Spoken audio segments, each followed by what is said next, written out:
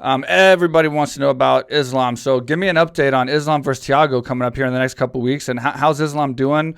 Since I might not get him on the podcast or whatever, and he's kind of a ghost to the Westerners because he doesn't do a lot of podcasts. How's he doing? How's he looking? And where's his mindset? He's looking fantastic. His mindset is he's going out there and he's got a big torch to carry, the Khabib legacy. He's the next heir. Khabib appointed in the next heir. I appointed in the next heir to Khabib's crown. And he's on track to do everything that we're feeling he's going to be able to do. And Thiago Moses is just a very super, super tough fighter that can spoil the show if we're not careful. Right. And we've observed him. We see what he has, and we know what we're up against, And at the end of the day, Islam's going to show why I feel he's the best lightweight in the planet right now. And I'm not taking anybody for granted. I just know how good Islam is. And the reason why I say that is, I've had the privilege of seeing Khabib go with everybody and, Islam go with everybody. And the only losses rounds-wise that these guys ever had was against each other.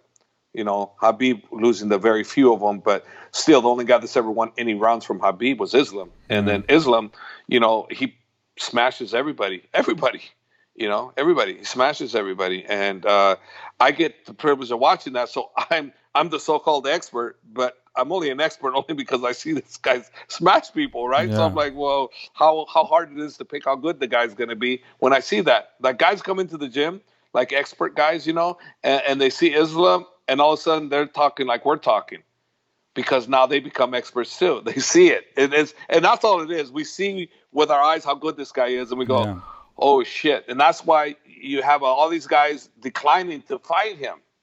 Because word comes around the circles, don't go with Makhachev, don't go with Makhachev. He's a killer. And he is. Yeah. He straight up is. That's why. He's almost impossible to beat outside of knocking him out. And I say it, and I'll say it again. You're going to beat Islam Makhachev, you're going to have to knock him out. Because if you cannot knock him out, you don't get lucky enough to knock him out, guess what? You're getting your ass kicked.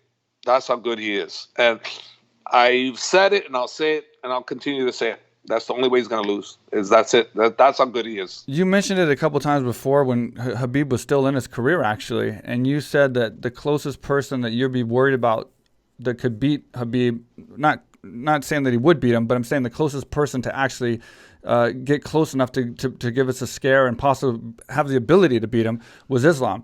And then now since Khabib is retired, Correct. Islam's coming up. Would he have been the only person that could have given Khabib a real tough fight? And then is he, obviously you just said it, but he's in your opinion the best lightweight on the planet, right? Yeah.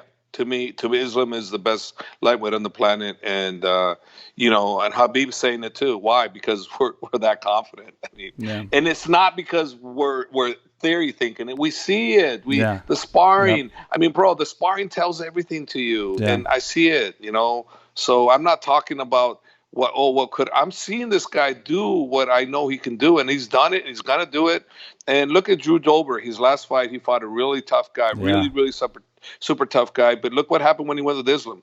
Yeah. Well, it wasn't so tough, was it? It's like Drew was like, what the hell? I can't even get up. What the hell? I'm all of a sudden getting submitted, And Drew Dober's no joke. And that last fight he had with that Australian kid, that could have gone really easily Drew Dober's way. It was only 1 minute difference between the two and who dominated. So if Drew would have just put on the heat a little bit, he could have been victorious with a really tough guy, but with Islam, it's like there wasn't even a challenge. It wasn't a challenge because that's how good Islam is. Yeah, it was an action-packed fight with his last fight, but and then so the thing is, Islam has this fight coming up. Is there any talks of like where he can go from there? Like how far do you think he is if he wins from being able to get that title shot and be able to be a champion? When do you predict he'll be a champion if things keep going the right way and he wins his fights? Yeah, when we get by Moses, I think they're going to give us one more fight for a title shot. I think that's what's going to happen. Like a contendership fight? It's going to happen. It's going to happen. They're going to give us a title shot. After this one more. If everything goes according to plan, they're going to give him a title shot. So he's got 2 more fights, this one and one more after that. Worst case, 2 more after that. But I think 1 more after that. Because then, bro, look how many fights he would have been on. A win streak. He's in on 7 or 8 fight win streak right now. I don't know. He's got one of the longest ones, right? Yeah. He's the longest win In streak the in division, the I think division, so. and these top guys were not wanting to fight him for good reason. Yeah. You know, and the guys that want to fight him is people like Tony Ferguson, Justin Gaethje, of course, Connor and Dustin. They'll all fight him for damn sure. But some of the other guys were elected by good reason. I wouldn't, or they were booked. Who knows what the reasons are, right? Yeah. But bottom line is, we weren't getting any fights. And I haven't seen Islam train as much, but I follow what you're saying, because the same thing with Khabib. Like when you're saying you saw him in the training room and stuff, this is why we all knew Khabib was going to be Khabib, because we watched him training. And it's like, Correct. you can watch people Correct. training and you can see Correct. people do so-so. Like you can see me, like when I first came in, I did like not good at all, but then I somehow would win some fights, and you were just like everybody was scratching their head like, how the hell did he win that fight? And then like that's how my career started. I was horrible in the gym. I mean, I trained my ass off, but I was like my technique. No, and all that. you weren't horrible. You Pretty bad. Just do your Swick out. We called this Swick out. Nah, you wouldn't relax enough, and you had explosive power. You had great speed, and you had power, bro, and you're knocking people out. Don't sell yourself short. You know, it's just your explosion on relaxation. You didn't get that down like you needed to. But everything else, I mean, you're a top fighter. The bottom line, you're a top fighter. I wasn't like your technician like GSPs, but what I'm saying is you have some guys in the gym that do okay, and then they do really good in the fight. You have some guys do really good in the gym, they do really good in the fight, really bad in the fight. It goes back and forth. But when we're watching Khabib train, there's just no question from watching him train, he's going to be a beast and he's going to do what he did.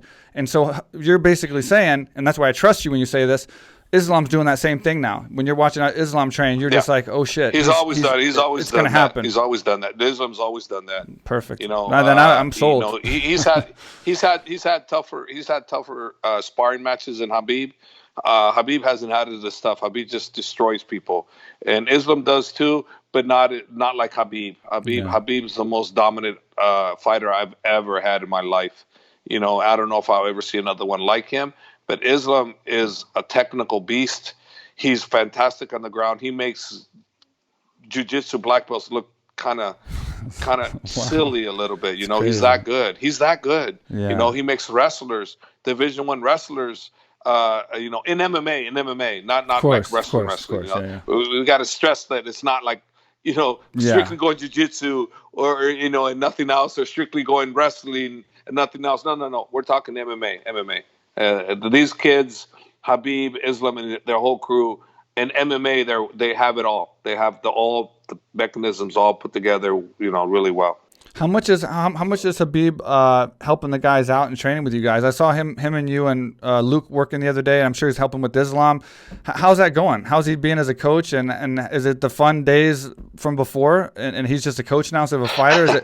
Is the humor the same? I see your Instagram and stuff. It's great. Yeah, it's fun. I put some stuff on Instagram, and they turned the tables on me. We kind of play with each other. We know we're going to do something. Habib sees me filming, and when I see filming, Habib will go into a little funny skit, and he'll start like they picked on me the other day, so I put that up, and some of my friends got a little insulted because why is Habib talking to me like that? He should be more respectful. But they don't understand the chemistry. Him and I, we love each other. We're just goofing around, and I have to say, hey, it's not. He's not disrespecting me. I'm going with it because trust me, those guys ain't disrespecting me. If I get pissed off at them, they're gonna be very, very hurt. That I'm pissed at them and very angry at themselves. And I've never been angry at Habib's crew ever. Never been angry at them because I know they love me and I love them, and it's a very mutual respect that we have for each other. And when we do things like on camera, it's goofing around, playing with each other, and it's all in love. It's not real. It's not real. So for you to see stuff, please don't take it out of context and think that they're disrespecting me, because if anything those guys do is not. That's the total opposite. They respect me more than anything, and they have big respect for me, and I just goof around with it.